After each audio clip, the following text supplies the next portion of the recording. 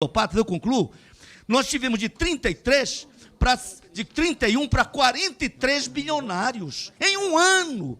Bilionários brasileiros, ou seja, pouquíssimos bilionários muito ricos, e nós estamos atingindo 35 milhões de que ganham até 3, 4 salários mínimos com a reforma proposta pelo governo Bolsonaro, Vossa Excelência, da Previdência, entre outras coisas. Teriam muitos outros temas, eu queria agradecer a audiência. Eu quero só concluir com uma coisa. Benefícios fiscais na ordem de 21% é o que está sendo proposto, ministro.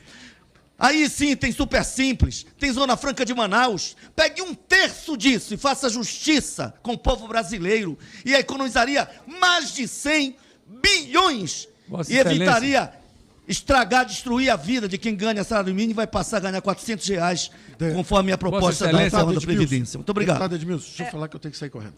Deputado Edmilson, eu quero que o senhor saiba que eu compartilho da mesma indignação com o senhor. Quando a gente produz bilionários com dinheiro do BNDE subsidiado, quando a gente dá isenções, 300 bilhões de isenções, o senhor tem toda a minha simpatia.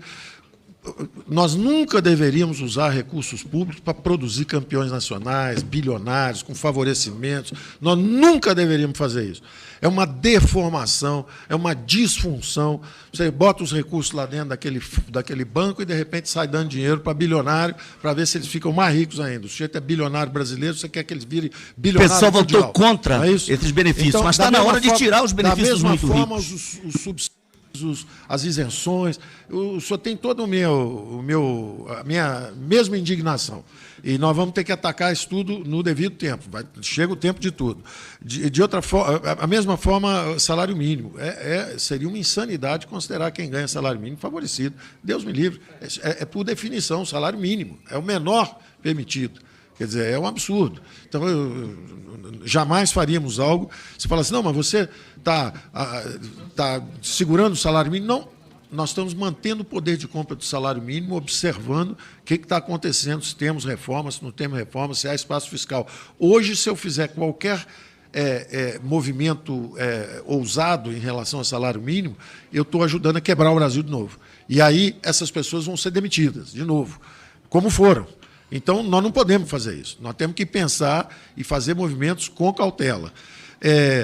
Quando se fala também na taxa de juros, que 8% no Selic, que está embutido aqui, lembre-se que aqui não tem reforma.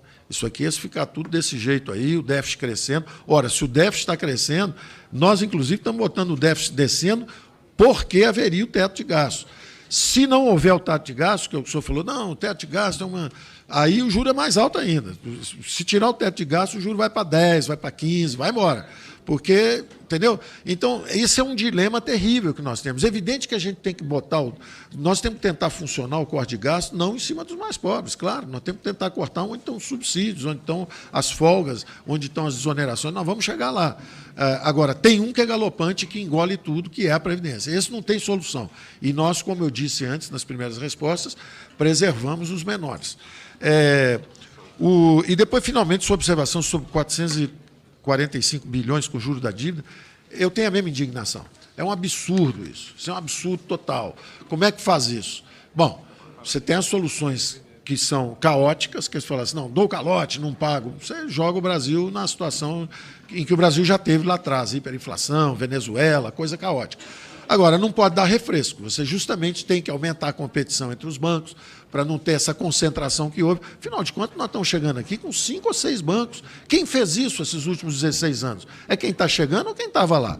Quem é que permitiu que a indústria bancária brasileira virasse 5 bancos? Quem permitiu? Quem estava no governo? Quem fez isso? Vamos perguntar quem fez isso. Por que o spread é enorme? Por que os bancos têm uma concentração enorme? Quem governou o Brasil os últimos 16 anos para permitir que haja 5 ou 6 bancos só explorando o negócio bancário? Foi aquilo que eu disse num outro contexto outro dia. São 200 milhões de patos e 5 bancos. Então, o spread é grande. São 200 milhões de patos e uma refinadora de petróleo e uma vendedora de gás, que é a Petrobras, só tem ela. São patos. Então, aí nós temos que nos despir de ideologia, de preconceito, tudo isso, porque é verdade que há coisas estatais, mas há também piratas privados. E eles estão associados. E eles fazem definem configurações que são mais favoráveis para eles. Não são os nossos bancos tradicionais, são piratas, não. Estou me referindo a outras situações onde bancos públicos financiaram quem virou bilionário e hoje é objeto aí de lava-jato, disso, daquilo, daquilo outro. Quer dizer, são conspirações contra a população brasileira. Então, nós estamos de acordo em uma opção de coisa. Obrigado pela atenção, eu tentarei voltar.